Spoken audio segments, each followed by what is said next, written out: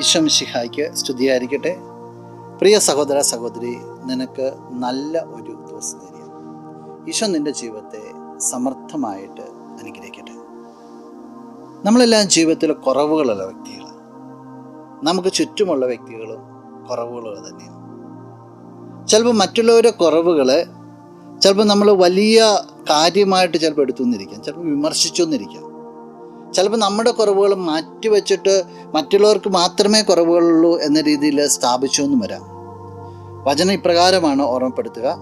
വിശുദ്ധ മത്തായി അറിയിച്ച സുവിശേഷം 7-ാം അധ്യായം 1-ാം വാക്യം: വിധിക്കപ്പെടാതിരിക്കാൻ നിങ്ങളും വിധിക്കരുത്. വിധികൾ പാടില്ല എന്നാണ് നിന്റെ ദൈവം ഇന്ന് പറഞ്ഞു വയ്ക്കുന്നത്.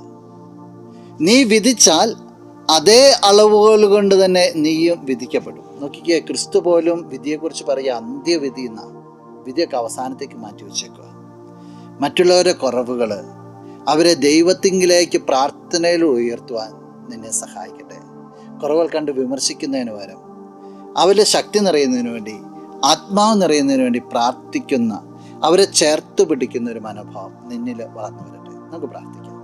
കണ്ണുകളടച്ച് കരങ്ങൾ കൂപ്പി. നല്ലവനായ കർത്താവേ, നിന്നെ അങ്ങ് സ്തുതിക്കുന്നു, ആരാധിക്കുന്നു, മഹത്വപ്പെടുത്തുന്നു. നിന്റെ നിറ സാന്നിധ്യത്തിന് പ്രത്യേകമായിട്ട് നന്ദി പറയുക. ഈശോ ഈ വ്യക്തിയെ അനുഗ്രഹിക്കണമെന്ന് പ്രാർത്ഥിക്കുന്നു. ആരെയും വിധിക്കാതെ എല്ലാവരെയും ചേർത്ത് പിടിക്കുവാനും വളർത്തുവാനുള്ള മനോഭാവം ഈ വ്യക്തിക്ക് നൽകണം.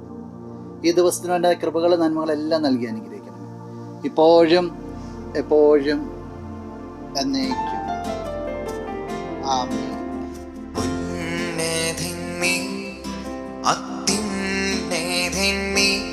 അങ്ങേ പോലൊരു ദൈവമില്ല. അത്ഭുതവാൻ അതിശയവാൻ നീ മാത്രമേ ദൈവം.